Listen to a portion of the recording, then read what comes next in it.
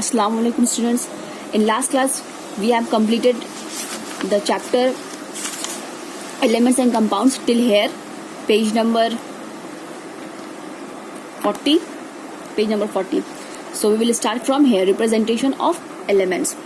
Now representation of elements, यानी जो elements होता है उसको हम लोग कैसे represent करते हैं. elements को हम लोग जो पूरा नाम है, जैसे ऑक्सीजन है, कार्बन है, नाइट्रोजन, उसको हम लोग हर जगह पूरा स्पेलिंग के साथ नहीं लिखते. उसको हम लोग क्या है, एक शॉर्ट फॉर्म में यूज करते हैं. तो सबसे पहले साइंटिस्ट कैसे यूज करते थे, एज अ सिंबल यूज करते थे.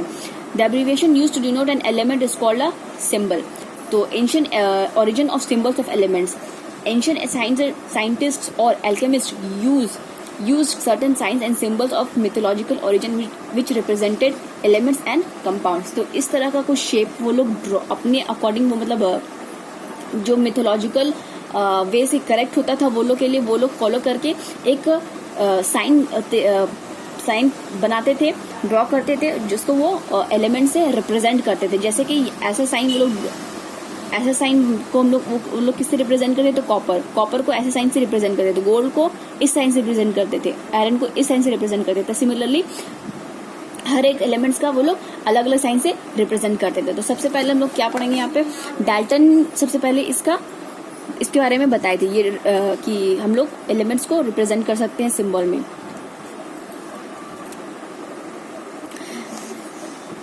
Dalton symbol of elements. John Dalton was the first scientist who used symbols to represent elements. तो जॉन डाल्टन जो थे वो सबसे पहले साइंटिस्ट थे जो सिंबल को, एलिमेंट्स को सिंबल में रिप्रेजेंट करने किए थे. He represented atoms of various elements by circles and different markings in the circles. A group of this circle represented compounds. For example, जैसे कि यहाँ पे कार्बन है तो उसको ऐसे सर्कल से रिप्रेजेंट किए थे. तो हाइड्रोजन को इस सर्कल से रिप्रेजेंट किए थे, ऑक्सीजन को इस सर्कल से रिप्रेजेंट किए थे. सिमिलरली अलग अलग एलिमेंट को अलग अलग तरह के सिंबल से रिप्रेजेंट किए थे, लेकिन ऑलमोस्ट सब में सर्कल था और बीच में कुछ डिफरेंट साइंस थे. तो इस तरह के डाल्टन ने सिंबल को यूज किया था एलिमेंट को एक्सप्रेस करने के लिए. Next, modern symbols of elements. Some symbols are derived from the first letter of the English names of the elements. तो हम लोग कुछ एलिमेंट्स का जो सिंबल हम लोग यूज करते हैं वो हम लोग क्या करते हैं, उसका फर्स्ट लेटर को एज अ सिंबल यूज करते हैं. जैसे फॉर एग्जांपल ऑक्सीजन को हम लोग कैसे रिप्रेजेंट, उसका फर्स्ट लेटर ओ होता है तो हम लोग ओ से रिप्रेजेंट करते हैं.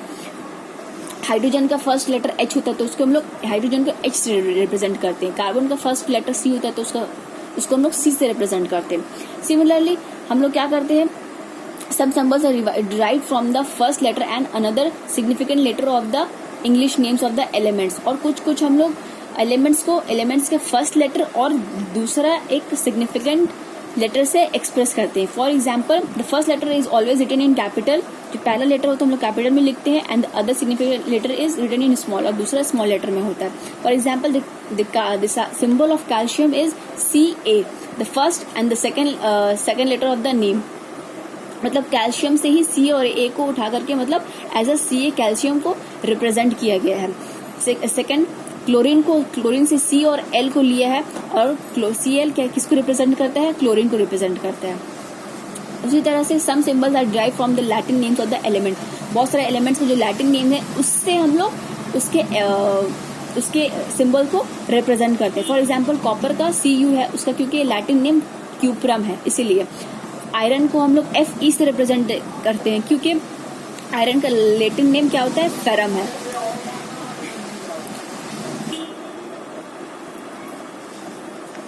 Symbol of potassium is K.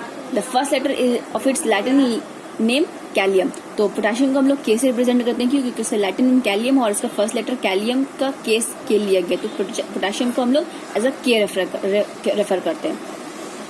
तो यहाँ पे 1 to 20 एलिमेंट्स है दिया हुआ, उसका सिंबल दिया हुआ. जैसे हाइड्रोजन को H से रिप्रेजेंट किया, हीलियम को He से रिप्रेजेंट किया, लिथियम को Li से रिप्रेजेंट किया.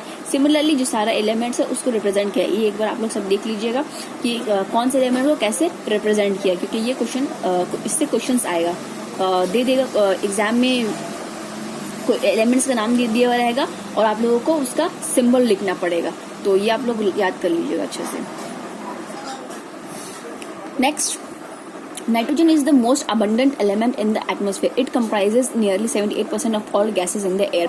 तो नाइट्रोजन जो एटमॉस्फेयर में सबसे ज्यादा पाया जाता है, कितना उसका परसेंटेज होता है? 78% होता है. मतलब देख ही रहे हैं यहाँ पे आप लोग मैक्सिमम परसेंटेज ऑफ जो गैस पाया जाता है, वो एलिमेंट जो पाया जाता है एटमॉस्फेयर में, वो होता है नाइट्रोजन. ये याद रखिएगा, बहुत इंपॉर्टेंट है कि 78% नाइट्रोजन एटमॉस्फेयर में होता है. Oxygen is found in greatest amount in the earth crust. Earth crust में सबसे ज्यादा ऑक्सीजन पाया जाता है. Followed by silicon, aluminium. उसके ऑक्सीजन के बाद सिलिकॉन, फिर एल्यूमिनियम और फिर उसके बाद आयरन पाया जाता है.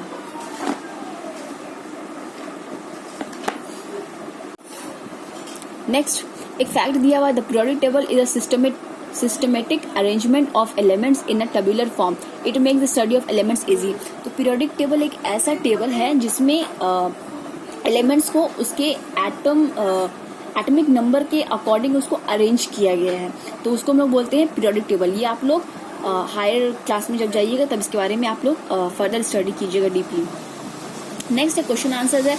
आप लोग क्या कीजिएगा, वीडियो को पॉज कर लीजिएगा, फिर ये सारे क्वेश्चंस को सॉल्व करने की कोशिश कीजिएगा खुद से. उसके बाद से जब सारा सॉल्व हो जाएगा क्वेश्चन, तो फिर वापस से वीडियो को रिज्यूम कीजिएगा और इसका आंसर चेक कर लीजिएगा. हम आपको आंसर सब एक्सप्लेन कर दे रहे हैं अभी. नंबर 1, A और N dash substance is a substance that contains same kind of particles, atoms or molecules. तो इसका आंसर हो जाएगा pure. Pure substance is a substance that contains same kind of particles. Next है A और N dash is a pure substance made up of only one kind of atom that cannot be split into two or more simpler substance by any physical or chemical method. इसका answer हो जाएगा element. Next number 3, which of the following is not an element. तो answer हो जाएगा इसका water, because water is a compound. Next number 4, which of the following is not a metal. इसका answer हो जाएगा ब्रोमीन. कि मर्क्यूरी, सोडियम और zinc हम लोग पढ़े हैं मेटल के प्रॉपर्टीज के वक्त कि ये सारा मेटल्स होता है. Bromine is not a metal, it is a non-metal. Next number 5, which of the following is used to make electric wires. तो इलेक्ट्रिक वायर्स हम लोग जानते हैं किसका यूज होता है. हम लोग यूजुअली कॉपर का यूज करते हैं. हम लोग अभी यूजेस में पढ़े कि coppers and aluminium metals are used in making electric wires.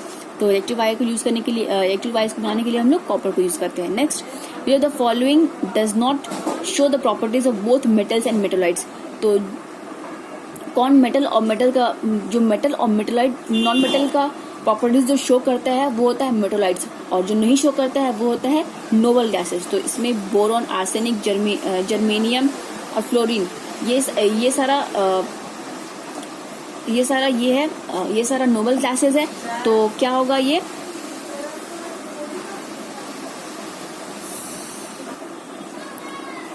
तो ये सारा जो है बोरॉन, आर्सेनिक और जर्मेनियम, ये सारा मेटलॉइड्स है. तो फ्लोरीन जो है वो नॉन मेटल है, वो मेटल और नॉन मेटल का प्रॉपर्टीज शो नहीं करता. तो आंसर विल बी फ्लोरीन.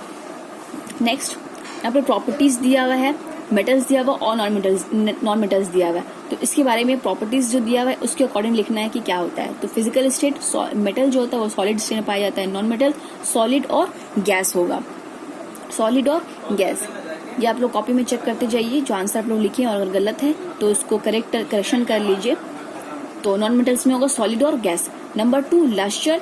तो मेटल्स हम लोग जानते हैं लस्टरस होता है और नॉन मेटल्स नॉन लस्टरस होता है, वो ऑलरेडी से लिखा हुआ है.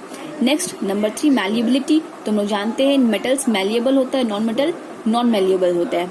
डक्टिलिटी, मेटल्स डक्टाइल होता है, नॉन मेटल्स नॉन डक्टाइल होता है. Conductivity of heat and electricity, metals जो होता है वो good conductor of heat and electricity होता है, so it will be good, and non metals bad. Number 6, melting and boiling point. Metals का high होता है, नॉन मेटल्स का लो होता है. Number 7, sonority.